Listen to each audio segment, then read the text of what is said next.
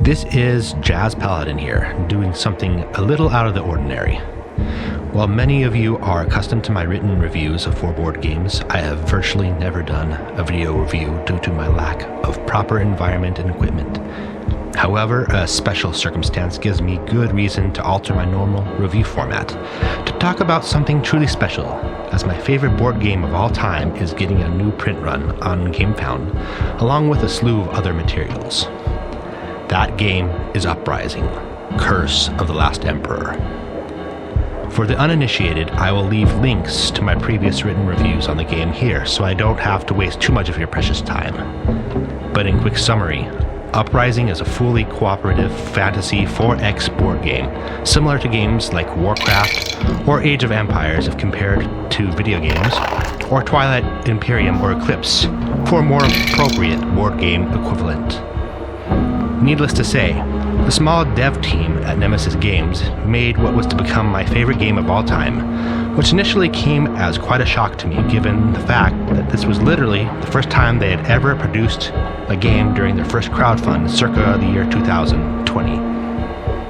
Now, fast forward, and we have much less to be surprised about with the offerings of Nemesis Games, because I have come to expect flagship quality for virtually all of their offerings now, with a golden standard that has yet to be exceeded in anything I have ever played.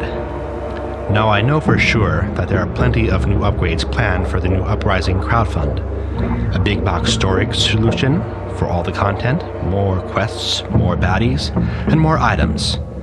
And I now know from experience that these offerings will be nothing short of pure awesomeness.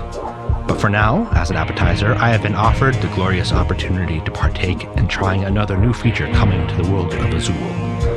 A true solo mode, which is what this review will consist of. Now, two main points to consider before I delve into this review. I'm usually not a solo gamer by any means. If anything, I'm usually adverse to them. Secondly, does the game even need a solo mode? I mean, technically, I have heard that others have played it in two-handed fake solo mode without any problems. So surely, this could and should be good enough, right? Now, getting into the true meat and substance of what true solo mode is bringing to the table, Nemesis Games has continued with their precedence of accepting nothing less than perfection right from the get-go and printing out a game map that is totally different than the one that came with the original base game. Let it be said that they could have easily tried to shoehorn the new solo mode rules into the pre-existing game board and call it a day, and it would have been just fine, as many could have said. But they were not content to leave things in a state of mere sufficiency. Instead, they opted to create a new solo map that utilizes a totally different map hex configuration. Notice that there is no Empiric capital in the center of the map anymore. This new smaller play space with newly designated ice waste terrain has been adapted to suit the smaller space requirements for a solo rendition of Uprising. Additionally, the positioning of various spaces for item cards, quest cards, etc. have been altered to be more ergonomically fitting for solo gamers. Moreover, rather than relying on the event decks from the original base game, they have created new ones specific to solo mode, offering new challenges that are better rounded for the solo experience. Or so they say. Now, while I could say that there are new rules for solo mode, there is really nothing new to learn if you're already familiar with how the game works. There are some minor tweaks to starting resources, for example, and you are allowed to actually use 2 heroes instead of just 1, and Chaos and Legion enemy factions get an upgrade to their score at the end of each chapter based on the total number of units, as opposed to factions in their graveyard at the end of each chapter. But the bottom line is that the true essence of the game is unchanged, which is something that I cannot say is true of every solo mode I have ever played in the world of board gaming. So right there, this would be a net positive, or bonus points for Uprising straight from the get-go. In fact, that would be the greatest accomplishment for the true solo mode. It could have ended in a disaster that failed to live up to its big multiplayer counterpart as an awkward, underdeveloped facsimile of the real experience.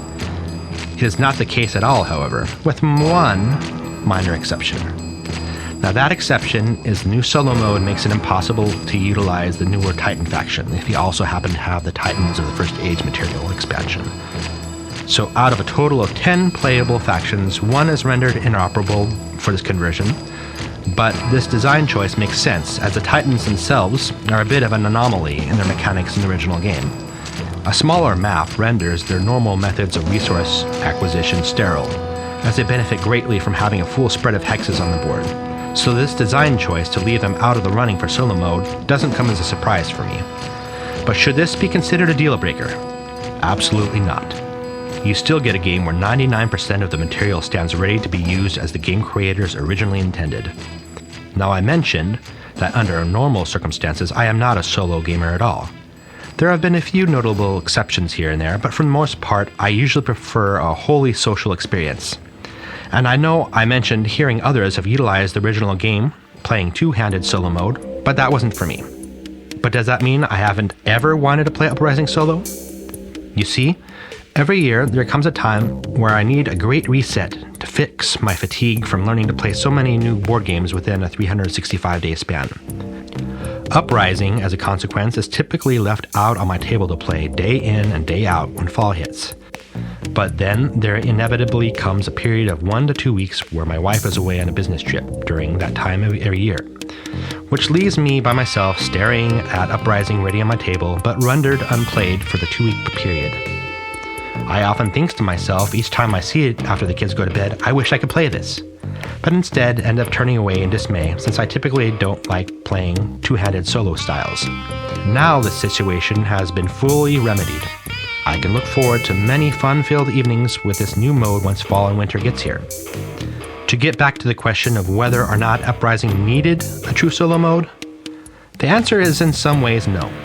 The dev team at Nemesis could have easily let matters stand where they were and let virtually everyone be forced into the realm of fake solo gaming their way through the whole experience.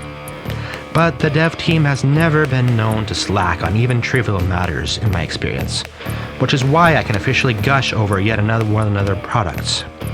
True solo mode was not in fact necessary, in my view, to be a great game.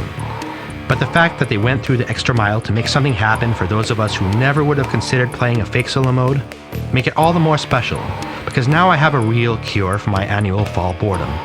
I talk with the dev team of Cornelius, Dirk, and Pavel quite often, and know for a fact that they have many treats in store for both fans and newcomers to the world of Uprising. I invite you to check out the link to their launch page, as this team has reached for the stars and bequeathed a miracle unto the gaming community. I cannot think of a single game that deserves more praise and success than this, and with your help, I hope we can launch this new crowdfund well into the $1 million mark. With that being said, I bid farewell, and may the fortune of good dice rolls be upon you.